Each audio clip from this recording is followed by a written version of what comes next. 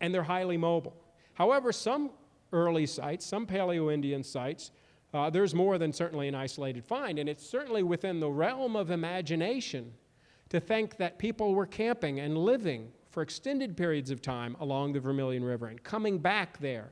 That is to say, going out and hunting and coming back to a campsite that might still be there and might not yet be destroyed along the Vermilion River. Makes you wonder. That site has not been recorded. Such a site has not been recorded yet or looked at. There's the site Cote Blanche Island, which is also is an isolated find. Another Clovis Point. And Cote Blanche Island, as many of you probably know, is one of the salt domes in South Louisiana in St. Mary Parish. There's Salt Mine Valley, which many people point to as evidence of Paleo-Indian presence or very ancient presence in South Louisiana. Unfortunately, we don't know too much about it other than there were in fact megafaunal remains or remains of extinct Pleistocene age mammals. There's actually mastodon remains, and also what I really like is a giant sloth right there at Avery Island, mixed in with other materials, including some later tools. It's unclear, and most archaeologists think that it's an unclear association, or I'll use that term that I introduced earlier, context. That is to say, were the tools associated with the Paleo-Indian or with the Pleistocene faunal remains? Most archaeologists don't think it's conclusive. More work needs to be done. That work was done in the 1960s by Woody Gagliano. But certainly there are sites of that age in Acadiana. More recent, well, in one sense, you could say that there's another older site along the Vermilion, the Trappy Mastodon site, which, by its name, you can tell, had mastodon remains at it, and as you might also tell, it was located where the Trappy plant was. That is to say, right along the Vermilion River.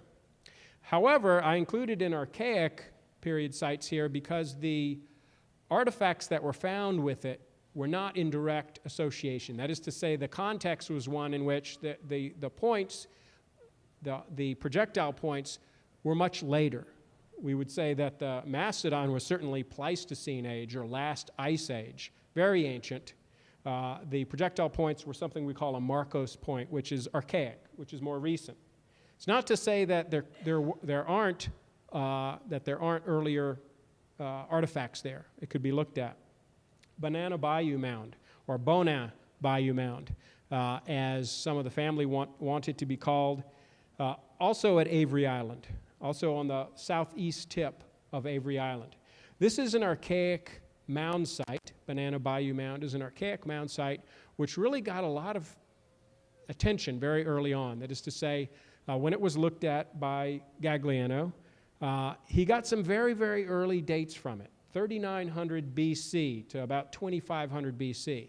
And this is early on in archaeology for such an early mound site. That is to say, hunter-gatherers, people living at that time, fishing, certainly doing a lot of fishing, but also hunting, deer, small mammal.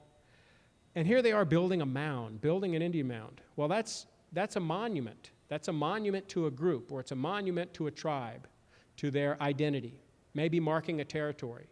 Well, why didn't archaeologists like that? Well, decades ago, it was believed that no mounds dated that early. So it was kind of ignored. It was in the literature, people sort of ignored it.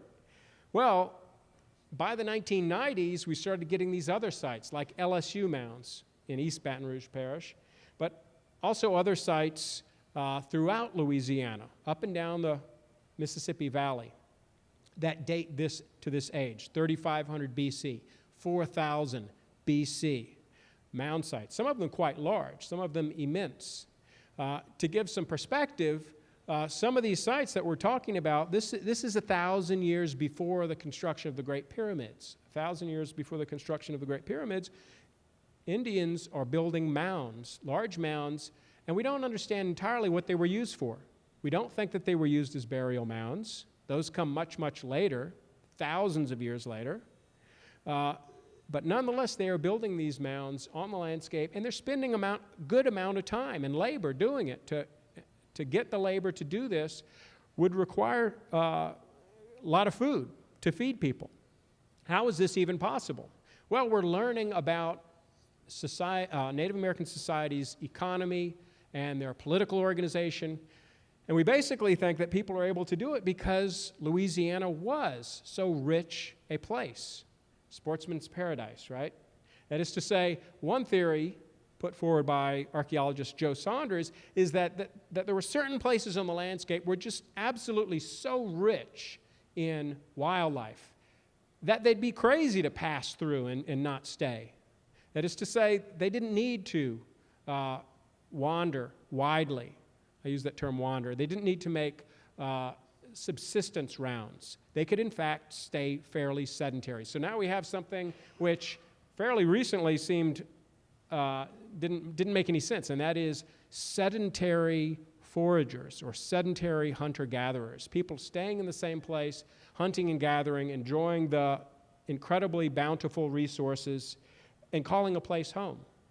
4000 BC, so 6,000 years ago. Stele Mounds, which is located in St. Landry Parish, which is another early archaic period site which has some very early dates from it that archaeologist Michael Rousseau worked at. So there are a number of these early sites. I'm going to move on, because I think I'm taking up a lot more time than I had planned, to woodland period. So I'm basically taking you through sort of these periods I'd mentioned, and I'm just trying to, I just picked two or three really sites from different periods to give you sort of a sample. Woodland period is incredibly important to archaeologists in that this is the advent of pottery making. That is to say, it's during this period that Native Americans start producing and using pottery. And this is incredibly important because it does relate to more settled lifestyle, staying in place more, but it also relates to different use of the environment and a different technology associated with that use. It also is associated with the ability of archaeologists to use this pottery to tell time. That is to say, chronology. So for the first time, we have pottery with different decorations on it, which can be used to build chronologies, to build a timeline by looking at the different styles of pottery, and to look at different cultures, and to name these different cultures according to the pottery. For example, Tchefuncte culture.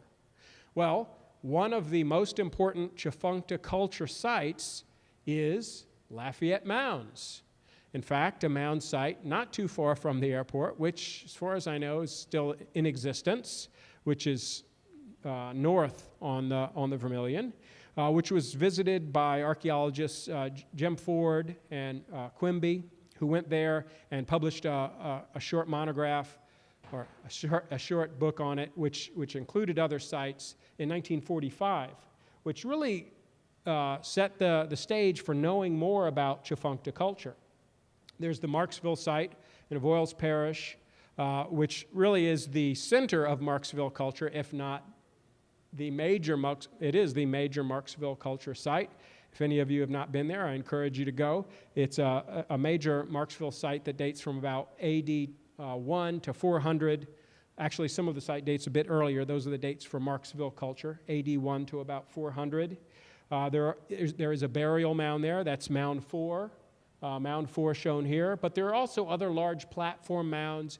It is up on the terrace overlooking the floodplain right there in Marksville. It's really an incredible place when you think about it. And these are burial mounds, or at least this conical mound here is a burial mound. The WPA worked there in the 1930s. And we know a lot about Marksville today from their work and from subsequent archaeology that's been done there. This pot here is from Marksville, or as a Marksville culture pot.